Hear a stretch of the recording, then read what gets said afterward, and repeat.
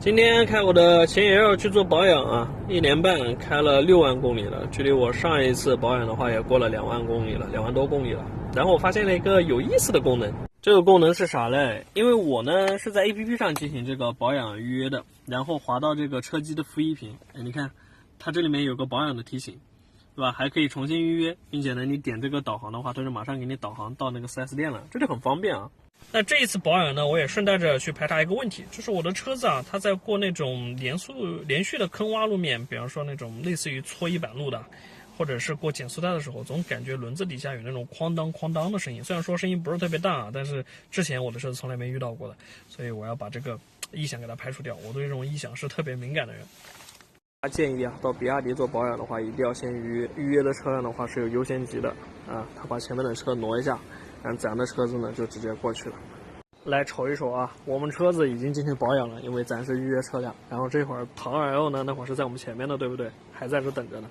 所以到比亚迪来保养，一定要在 APP 上面预约。刚在外面试完车，找到那个异响的声音，然后呢，师傅现在把车子开到车间啊，去检查和排查问题。这次保养的话，顺带着咱还把这个胎压给它打起来了。到了冬天嘛，这个胎压就容易低了，打到个250、260。差不多刚好。好，排查完之后呢，维修师傅也不能够完全断定是哪一处的异响，反正初步判定啊是稳定杆的问题，然后也定了稳定杆了。过几天过来换了之后呢，再看看异响还在不在。反正我个人用车是这样子的，反正车子有质保，对吧？感觉到哪里不如意了，就去检查索赔新的。用新的东西不是更爽嘛？好吧，那这一期视频呢就到这里，后续维修的一个情况了，再跟大家去汇报。喜欢的话点个关注，我是麦克马，我们下期再见。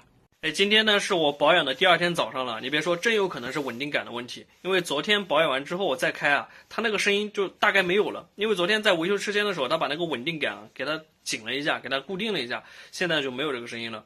反正现在也定了这个新的稳定杆了，到时候呢也给它换掉，估计这个问题就给它解决掉了。